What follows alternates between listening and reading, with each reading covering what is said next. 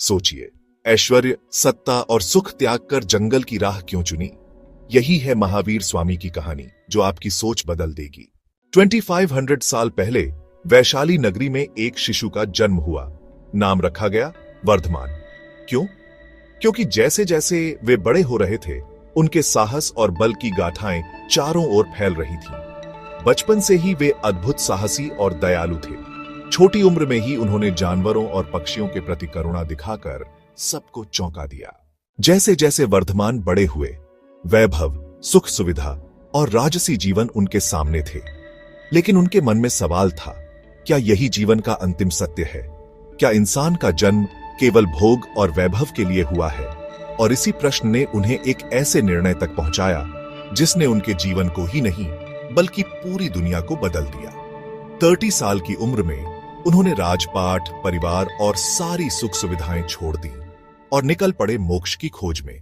अब सोचिए, एक राजकुमार जिसने कभी तकलीफ नहीं देखी, वही महावीर जंगलों में नंगे पांव कठोर साधनाएं करते हैं। बरसों तक उपवास, तप और आत्मसंयम, ये सब कुछ उन्होंने बिना किसी अपेक्षा के सहा। कई बार लोग उनका मजाक उड़ाते, कई बार कष्ट देते, लेकिन महावीर मौन रहते। वे जानते थे, सत्य और आत्मज्ञान का मार्ग आसान नहीं होता। 13 साल की कठिन साधना के बाद आखिरकार उन्हें वह मिला जिसकी खोज थी, कैवल्य ज्ञान। अब वे केवल राजकुमार वर्धमान नहीं रहे, बल्कि बन गए महावीर स्वामी। उनके भीतर ऐसा प्रकाश फूटा कि आज भी उसकी रोशनी मानवता का मार्गदर्शन कर रही है।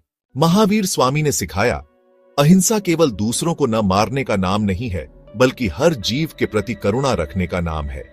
सत्य केवल बोलने की चीज नहीं है, बल्कि जीने की चीज है। और संयम केवल साधुओं के लिए नहीं, बल्कि हर इंसान के लिए जरूरी है। उनकी वाणी ने लाखों लोगों को बदला और जैन धर्म का स्वरूप स्थापित हुआ। 72 साल की उम्र में महावीर स्वामी ने अपना शरीर त्याग दिया, लेकिन वे सचमुच कभी गए ही नहीं।